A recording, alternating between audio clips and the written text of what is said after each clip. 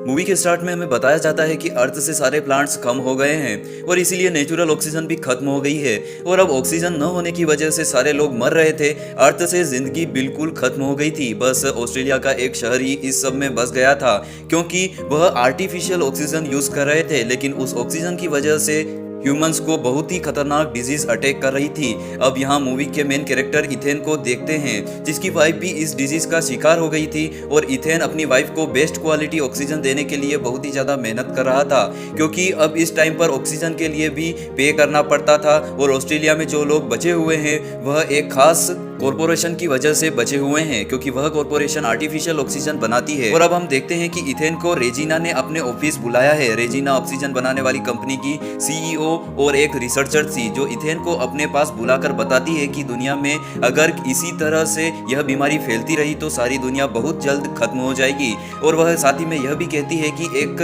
तुम ही हो जो इस दुनिया को बचा सकते हो। इथेन रेजिना की बातों से बहुत ज्यादा कंफ्यूज हो जाता है, इसीलिए रेजिना इथेन को एक लैब में ले जाती है। इथेन के साथ इथेन का एक फ्रेंड भी था और लैब में जाने पर उन्हें एक टाइम मशीन दिखाई जाती है और यहाँ इथेन को बताया जाता है कि ये टाइम मशीन इथेन के फादर ने बनाई थी। और रेजिना कहती है कि इस मशीन को सिर्फ तुम ही चला सकते हो क्योंकि तुम्हारे हाथ में इस मशीन का एक पार्ट उस वॉच की शक्ल में है जो तुम्हारे डैड ने तुम्हें दी थी। वॉच के बारे में सुनते ही इथेन को याद आता है कि जब बचपन में उसके डैड ने उसे ये वॉच दी थी तो उसके हाथ से बहुत ज्यादा ब्लड आया था और वह वॉच उसी के हाथ में फिक्स हो गई थी।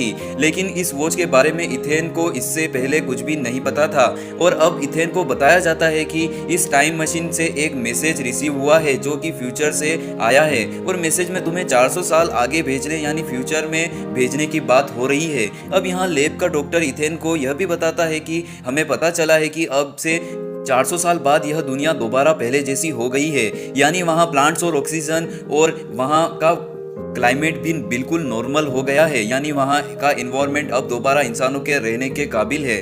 अब वो कहते हैं कि तुम्हें तुम्हारे फादर के एक्सपेरिमेंट के अकॉर्डिंग वहाँ जाना है और वहाँ से ऑक्सीजन और प्लांट्स को कलेक्ट करके यहाँ पर लाना है। वहीं तुम फ्यूचर से ऑक्सीजन और प्लांट को कलेक्ट करके वापस पास्ट में भेजोगे जिससे हम यहाँ पर दोबारा लाइफ स्टेबल कर लेंगे। इथेन को लग रहा था कि वह सब लोग मिलकर इथेन के साथ मिलकर कोई गेम खेल रहे हैं और अगर ऐसी कोई सिचुएशन सच में है तो इथेन नहीं जानता और उसे नहीं जाना चाहता वहाँ पर क्योंकि उसकी वाइफ बीमार थी। लेकिन साइंटिस्ट को लगता था कि अगर सच में इथेन वहाँ फ्यूचर में चला जाए तो वह इस वर्ल्ड को ठीक कर सकता है। और इसके बाद हम देखते हैं कि इथेन अब अपने फ्रेंड जोड़ के साथ है जो उसे फ्यूचर में जाने के लिए मना रहा है, लेकिन इथेन नहीं जाना चाहता था जो अपने प्रोजेक्ट के लिए अपनी फैमिली यानी इथेन और उसकी मदर को छोड़कर चले गए। और फिर इथेन की मदर की डेथ के बाद से ही जूड ने एक बड़े भाई की तरह इथेन का ख्याल रखा था। इथेन अपने फादर की तरह अपनी वाइफ को छोड़कर नहीं जाना चाहता था, लेकिन जूड उसे समझाता है कि तुम्हारी वाइफ बीमार है और उसे ठीक करने का सिर्फ एक ही यही तरीका है कि तुम फ्यूचर में जाकर प्लांट्स को यहाँ पर लेकर आओ जिससे यहाँ का इन्वायरमेंट दोबारा से ठीक हो जाए और तुम्हारी वाइफ भी ठीक हो जाएगी।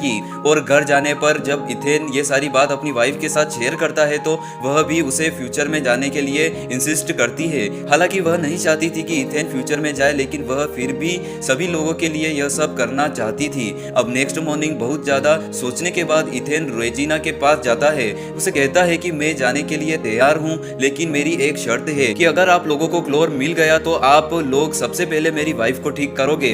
अब ये बात रेजिना मान जाती है और इसके बाद इथेन के फ्यूचर में जाने की तैयारियां शुरू हो जाती है, जहां लैब में इथेन को एक सूट दिया जाता है जो उसे मशीन में जाने से पहले पहनना था। और इस सब के बाद इथेन जब उन लोगों के आगे का प्लान पूछता है उनसे तो उनके पास कोई आंसर नहीं था। उनको इस बात का नहीं पता था कि इथेन को फ्यूचर में कौन मिलेगा या वो वापिस कैसे आएंगे।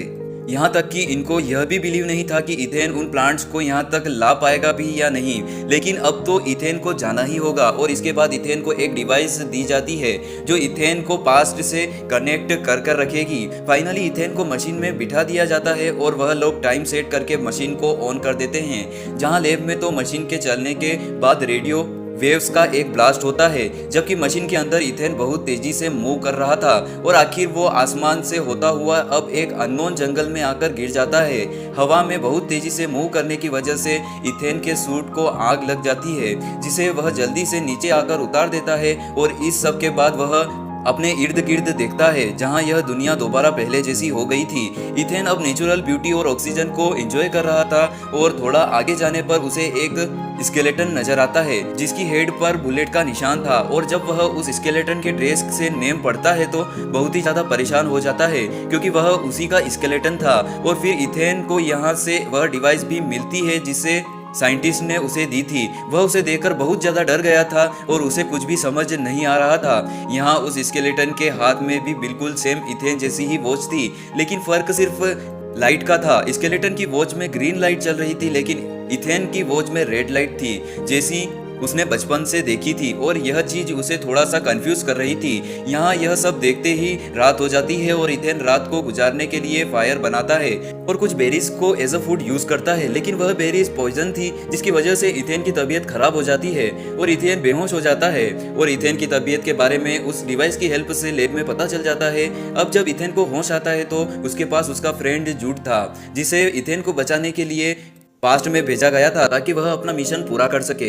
कुछ देर बाद इथेन और जूड को आगे जाने पर एक डोर नजर आता है और अब हम देखते हैं कि इथेन का स्केलेटन जो हमने पहले देखा था अब भी उस डोर के आगे था। अब हम अंदाजा लगा सकते हैं कि पास्ट में जरूर कुछ चेंज हुआ था, लेकिन उसी दौरान वहां से एक स्कैनर निकल कर आता है और इथेन की आई को स्कैन करके वहां का डोर ओपन हो जाता है और उस डोर के अंदर जाने पर हमें पता चलता है कि यह वही लैब है जहां से उन्होंने स्टार्ट किया था। जूड यह सब कुछ देखकर बहुत ही ज्यादा एक्साइटेड हो जाता है क्योंकि अब उनके सामने टाइम मशीन थी जिसकी हेल्प से वह दोबारा पास्ट में जा सकते हैं। लेकिन उनको टाइम मशीन के ऊपर एक टाइमिंग मिलता है जिससे उनको पता चलता है कि यह लैब रीएक्टिवेट होने के बाद 4 घंटे बाद ही खत्म हो जाएगी, और इस सिस्टम को इसीलिए डिजाइन किया गया था ताकि कोई इस सिस्टम का गलत फायदा ना उठा सके। वहाँ इथेन एक होलोग्राम ऑन करता है जहाँ उसके फादर ने इस प्रोजेक्ट की डिटेल्स बताई हुई थी। अब उन्हें जल्दी जल्दी अपना काम करना था, यानी ऑक्सीजन और प्लांट्स को कलेक्ट करके वापस जाना था। लेकिन जब वह देखते हैं कि ऑक्सीजन कलेक्टर यानी वो मशीन जो ऑक्सीजन को कलेक्ट करेगी वह खराब है तो वह लोग बहुत ही ज़्यादा परेशान हो जाते हैं। अब उन्हें इस मशीन को 4 घंटे के अंदर अंदर ठीक करके वापस जाना था और अब उनके पास टाइम भी बहुत ही ज़्यादा कम था, और यहाँ से बाहर जाने पर उन्हें एक होली सिटी प्लांट से कवर मिलता है और जगह जगह ह्यूमंस स्केलेटन मिलते हैं जिससे उनको पता चल रहा था कि ह्यूमंस के यहाँ से एक्सटिंक्ट होने के बाद यानी दुनिया खत्म होने के बाद ही सारी सिटी प्लांट्स में चेंज हुई थी, यानी इंसानों के जाने के बाद ही इस दुनिया का इन्वॉल्वमेंट ठीक हुआ था। अब यहाँ इथेन फ्यूचर में अपने घर जाता है और अपने वाइफ के स्केलेटन को देखकर बहुत ही इमोशनल हो जाता है, और फिर इथेन को जो फ्यूचर डिवाइस मिली थी उसकी रिकॉर्डिंग ऑन करता है और उसे पता चलता है कि जूड ही उसे शूट करेगा, और यह रिकॉर्डिंग जूड भी सुन लेता है और सच में उसे शूट करने के लिए गन निकालता है। लेकिन इथेन किसी तरह जूड को रोक लेता है और डिसाइड करता है कि वह मरने से पहले अपनी मशीन को ठीक करेगा। अब वह लोग अपने लैब में दोबारा आते हैं जहां उनके पास 37 मिनट बाकी रह गए थे। वहीं पर इथेन लैब के बाहर अपने स्केलेटन को देखने जाता है कि क्या जूड को रोकने से उसका फ्यूचर चेंज हुआ है, लेकिन वह देखता है कि उसका स्केलेटन बिल्कुल वैसा और वहीं पर था, जिससे पता चल रहा था कि फ्यूचर अभी चेंज नहीं हुआ और अपने फ्यूचर को जानना चाहता था। इसलिए वह अपने डिवाइस की बैटरी निकालकर फ्यूचर के डिवाइस में डालता है जहाँ उसे वह वीडियो नजर आती है जिसमें जूड ने उसे मारा था। यह देखकर जूड से समझाता है कि हमारे बचने के चांस वैसे भी नहीं हैं और हम ऑक्सीजन कलेक्टर को ठीक करेंगे तो बहुत टाइम वेस्ट हो जाएगा। हमें इससे पहले ही इस टाइम मशीन में बैठकर वहां से चला जाना चाहिए, लेकिन इथेन उसकी बात ना मानते हुए उसे एक रूम में लॉक कर देता है।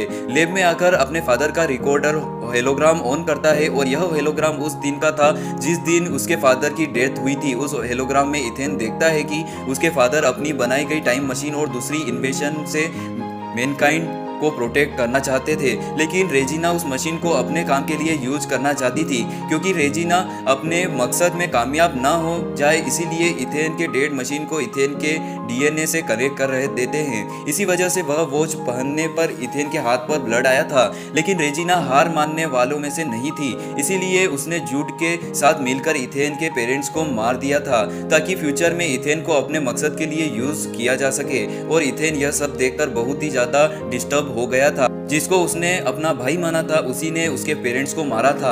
यहाँ इथेन को यह भी रिवील हो गया था कि वह इतने सालों से अपने फादर को गलत समझ रहा था, वह भी सिर्फ जूड के कहने पर। और अब इथेन रेजिना को अपने मकसद में कामयाब होने नहीं देना चाहता था, इसीलिए वह टाइम मशीन को डिस्ट्रॉय करने ही वाला होता है कि लेकिन तभी जूड आकर उसे रोक देता है और जूड उसे बताता है कि रेजिना ने मुझे इसीलिए भेजा है कि जब इथेन वो डिफेक्ट ठीक कर रहा हो तो इथेन को मार दूं।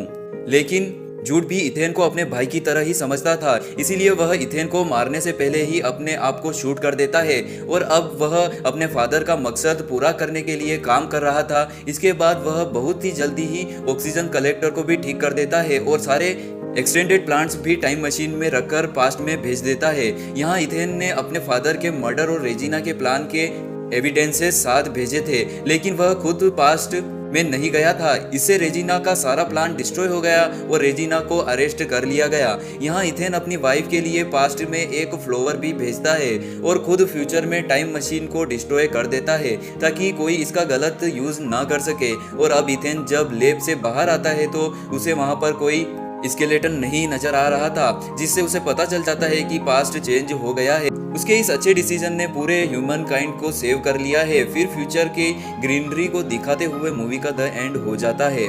आप सभी को मूवी कैसी लगी कमेंट सेक्शन में हमें कमेंट कर जरूर बताइएगा। मिलते हैं नई मूवी के साथ। जय हिंद, वंदे मातरम।